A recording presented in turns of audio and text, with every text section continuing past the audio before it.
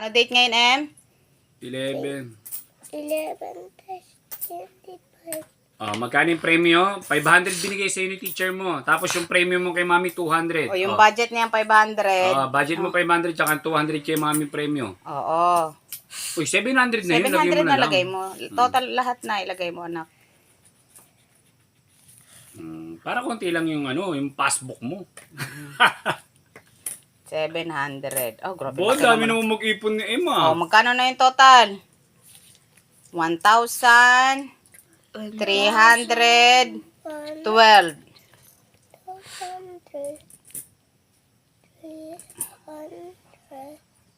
12. Hindi, dapat 1 na yan na.